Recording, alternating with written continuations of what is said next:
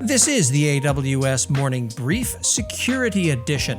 AWS is fond of saying security is job zero.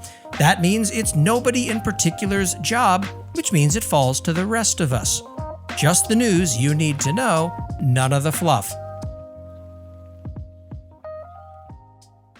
Welcome to Last Week in AWS Security Edition. Let's get after it. I found a post titled, "When it comes to email security, the cloud you pick matters." And I've got to say, it's spot on here.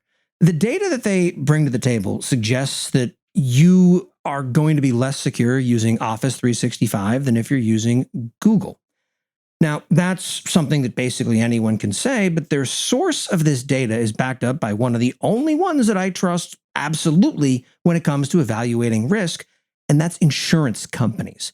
They have multi-billion-dollar incentives to ensure they accurately assess risk, and apparently Google Workspace beats Office 365 by a mile. Food for thought.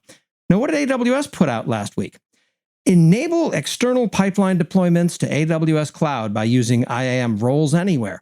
Okay, yes, I like the model, but I also like operating here in the real world. IAM Roles Anywhere improves the security of those pipelines, but pretending that basically everyone isn't using external pipeline deployments with AWS is dwelling firmly in the land of fantasy populated with unicorns, giraffes, and other mythical creatures.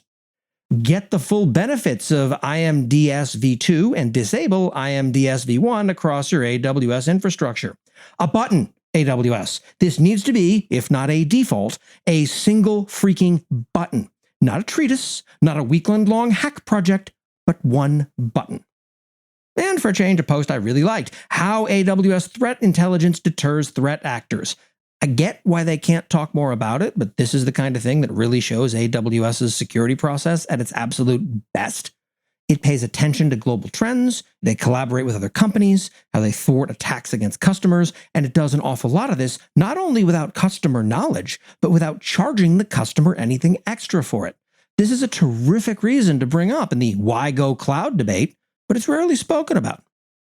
And for this week's tip, I had a guest post go up last week that talks about exactly how we think about managing account access to our clients' accounts here at the Duckbill Group.